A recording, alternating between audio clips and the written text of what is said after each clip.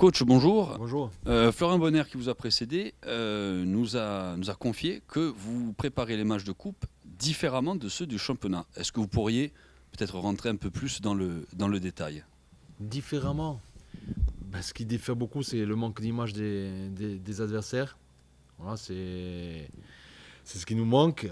Après, sur les 3 matchs, c'était un peu différent. Les dynamiques étaient un peu différentes.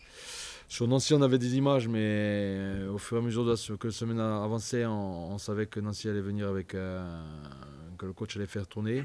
Donc par rapport à ça, ça a changé. Sur Frémin, on avait travaillé physiquement aussi par rapport à l'adversité qu'on aurait eue contre Frémin sur une intensité moindre. Et puis là, on a quand même un peu ralenti. Les joueurs sont fatigués, mais on a préparé le match très sérieusement quand même. Je ne sais pas ce qu'il vous a dit Flo, mais on s'est quand même bien entraîné. On sait que la coupe vous tient à cœur, vous l'avez dit à plusieurs reprises. De quelle manière cela peut-il bonifier une saison selon vous? Dans quelle manière cela peut-il vous aider pour le championnat? Ça donne de la confiance, ça donne des matchs en plus, ça peut permettre à des joueurs de jouer. C'est toujours important pour une dynamique. Et puis c'est des émotions. Si demain on fait un parcours, si demain on prend un gros club à Fourviane, c'est des émotions pour tout le monde. Et c'est très très important pour nous de passer demain. Vous avez parlé de joueurs fatigués, ça veut dire que demain on peut s'attendre à peut-être un remaniement, à voir certains joueurs qui avaient peu ou pas joué depuis le début de saison titulaire? Bon, il y aura une petite évolution par rapport à la semaine dernière, mais on va pas changer, on va pas faire totalement tourner. Voilà, l'idée c'est de redonner un peu de temps de jeu par rapport à ceux qui ont moins joué la semaine dernière, pour que plus ou moins tout le monde soit opérationnel au niveau du temps de jeu par rapport à Grenoble qui arrive vite.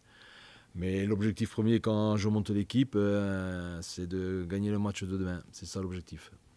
Habituellement, quand on joue des équipes avec autant d'écart sur le plan hiérarchique, ça se passe toujours à l'extérieur. Cette fois-ci, ça va être à domicile. Est-ce que ça change quelque chose dans la préparation de la rencontre, dans le discours que vous allez avoir ou pas du tout? Non, ça ne change rien dans le discours, ça ne change rien dans la préparation. Ce qui change, c'est qu'on n'a pas le droit à l'erreur, encore moins. Voilà. Quand on se déplace, bon, des fois, il y a des surprises. Alors, je ne dis pas qu'il n'y aura pas de surprise demain, enfin, je ne l'espère pas, mais on aura moins de circonstances atténuantes. Donc non, dans le discours, il n'y a rien qui change. Hein. C'est une équipe... j'ai quand même trouvé des images, pas beaucoup, mais j'en ai quand même trouvé.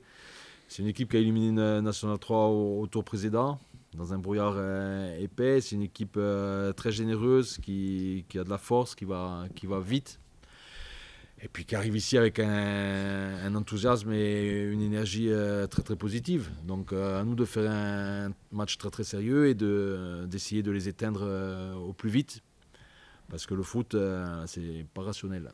D'avoir mis fin à la série de disettes la semaine passée, pouvoir décrocher un ticket pour les 16e, ça bonifierait les 6 premiers mois? Oui, exactement. Je vais inclure le match de Grenoble aussi, pour vraiment boucler la boucle.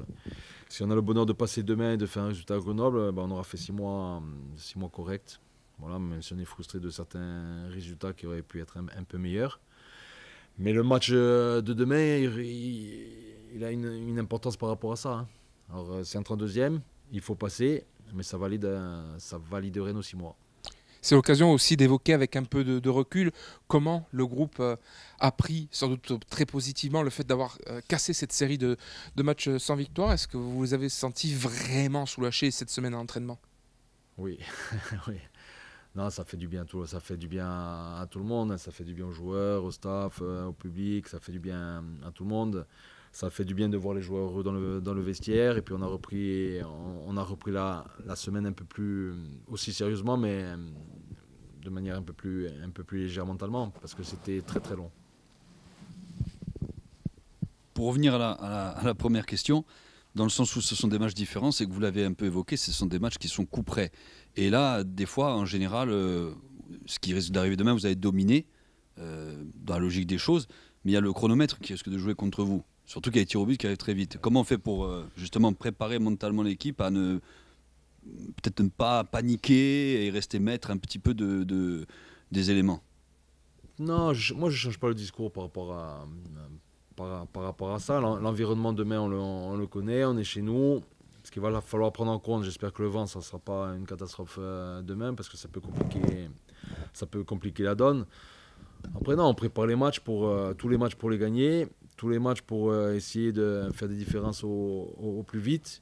Donc moi, dans mon approche, il n'y a rien qui change par rapport à ça. Par contre, c'est sûr que même sur des matchs avec des équipes de niveau inférieur, il faut savoir être patient. Parce que les matchs, on se les rend faciles, mais des fois, il faut un peu patienter. Exemple, Frémin, où on avait le ballon, on a eu du mal à marquer ce premier but. Et une fois qu'il est marqué, après, ça s'ouvre. Donc non, c'est des joueurs, on est une équipe professionnelle, on a quand même une certaine expérience par rapport à ces matchs-là. Mais je ne fais pas une fixette par rapport au pénalty qui arrive vite. Non, l'essentiel, c'est de mettre en place des choses qui vont permettre de nous rendre le match le plus facile possible. On oublierait presque les basiques. Quel est le groupe pour demain, le dernier groupe de l'année 2024? Julien, j'ai entraînement cet après-midi. Je ne peux pas donner le groupe. Je peux donner les blessés.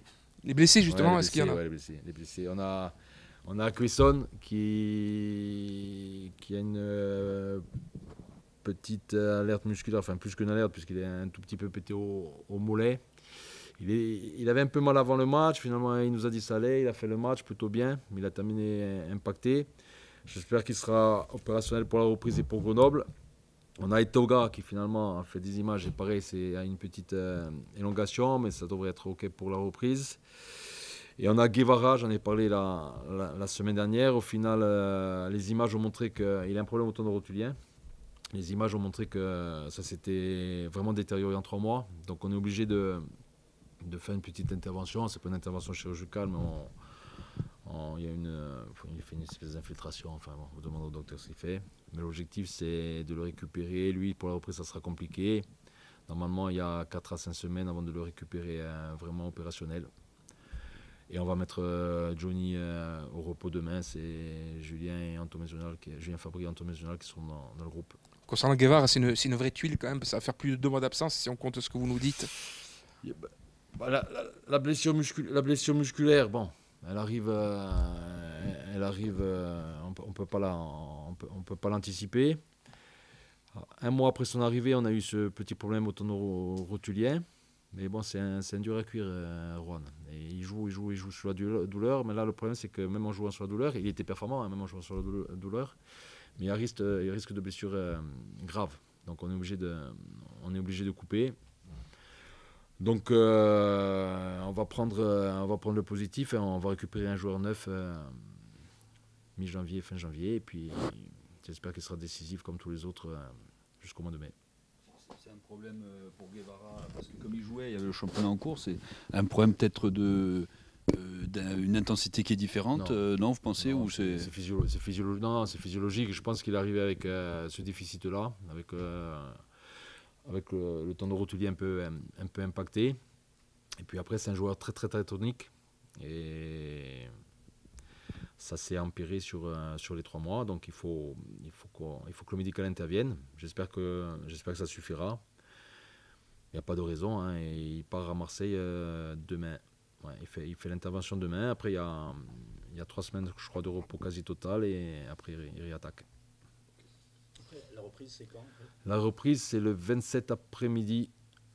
Après, on s'entraîne tous les jours jusqu'à Grenoble. Si vous voulez venir le 31 au matin, vous êtes bienvenus. Et le 1er après-midi, vous êtes bienvenus.